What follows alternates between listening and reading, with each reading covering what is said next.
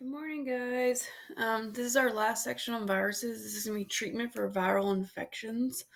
Um, so viral treatments are anything that will inhibit the replication of viruses because viruses are not living, so therefore you can't technically kill them. Okay, but you can stop them from replicating and you can denature them. Okay, and so that's the main job of what we call antiviral drugs. Okay, they're not antibiotics. Antibiotics are used for bacteria, so viruses are treated with antivirals. And there's different mechanisms of how they work, and that's what we're going to talk about today. Most antivirals are super specific. If they are super specific, they are targeting one particular virus, or they can be broad spectrum. Okay, just like antibiotics can be broad spectrum, like all gram positives or all gram negatives, viruses can also be treated with broad spectrum antivirals, which means they treat a bunch of different varieties of viruses. Um, like I said before, antibiotics don't kill their virus, but what they do is they do not let them replicate anymore. Okay, so we're going to go through a few of the most common antivirals that you've probably heard of or you might encounter in your life. Okay, interferons are proteins that are natural germ fighters. So these are kind of like your antibodies, but you can basically collect all these different types of proteins and you can actually inject them straight into you and they will combat. So it's basically like a giant antibody injection. Okay, so these proteins are naturally made by your cells, so they just concentrate them and put them into an injection. Okay, this is an example of how HPV is treated, which we'll get into that later. Okay, Tamiflu is one, so you can see its scientific name. I'm not even going to attempt to announce that one. So this is what we use for the symptoms of flu, okay? And it does help the flu virus not replicate. Okay, so this actually is a type of nuclease inhibitor. So one of the proteins on the outside of the influenza virus is not made.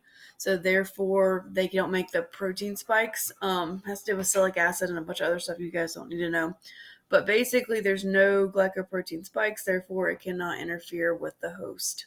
Okay, so that's how Tamiflu works. Another one is AZT. This is the most common treatment for HIV patients. Okay, this is usually given to a pregnant woman who's infected with HIV, so though she can still have kids, but she does not pass on the virus to her child, which is groundbreaking because everybody thought HIV was a death sentence in the 80s or 90s. But now we can take these drug cocktails of antivirals and you can live a normal, healthy life up to a certain point, but you can't pass it to your spouse or your kid. Okay, so it doesn't cure it, but it does slow it down, and you can live way longer than they used to be able to. Okay, protease inhibitors. So proteases are enzymes that are needed to break down proteins, but viruses use them to make their actual capsamere and their capsids. Okay, so if you inhibit that, they can no longer replicate because they don't have a capsid. Okay, so protease inhibitors are literally just antiviral drugs that stop enzymatic cleavage of proteins so they can't chop up little pieces to make their actual capsameres. Okay, so this is another treatment of HIV and hepatitis. Okay, now vaccines are how we kind of are proactive against viral infections. We want to create an immune response. So how do we do that? We genetically alter the viruses. So that can actually be using DNA resequencing, but the most common way is to attenuate the virus. Okay, so an attenuation virus or an attenuated virus is when you change the structure of the virus using either heats or chemicals. Okay, but it doesn't change it that much or denature the structure so much that your antibodies cannot recognize it. But it's enough to prevent it from replicating, but your antibodies can still recognize it. So there's a fine line. So that's why people that get the flu vaccine still end up getting the flu. The vaccine didn't cause the flu. It's just it was denatured so much or attenuated so much that the antibodies did not elicit our immune response.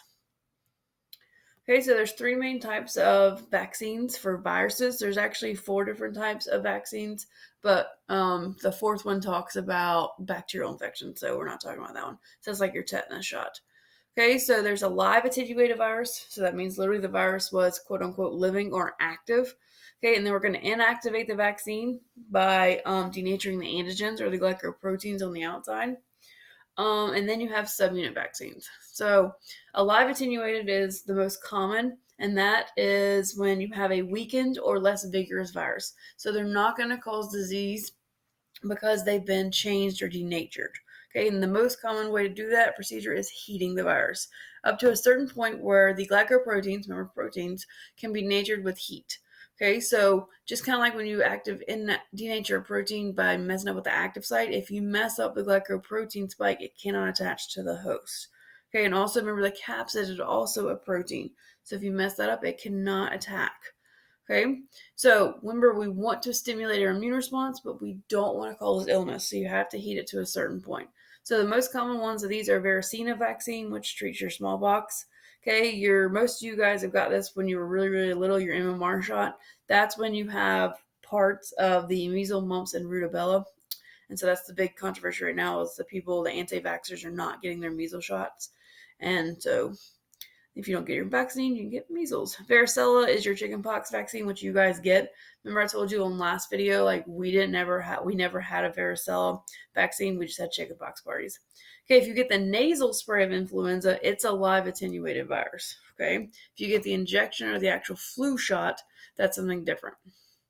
Okay, so another way you can develop a vaccine is to inactivate the antigens or the outside receptors of the virus.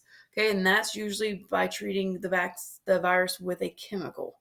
Okay, so the chemical, same thing as the heat, it just denatures the structure of the virus so it can't replicate.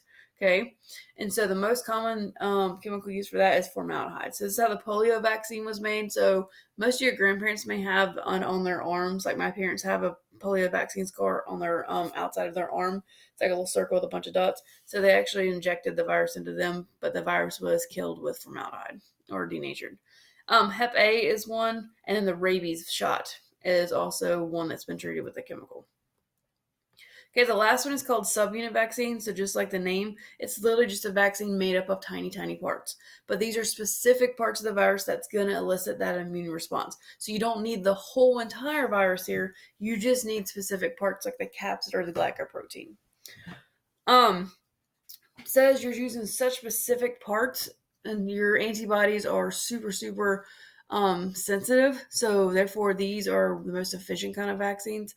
So that's like your Hep B, your influenza shot, and then this is your Gardasil shot. So if you've gotten Gardasil, you never actually got the whole entire HPV attenuated virus in you. You've actually got just bits and pieces of the virus. You'll have a quiz tomorrow over this, and then Friday is Kahoot. Hope y'all have a great day. It's raining right now, so hopefully it'll get better. Bye.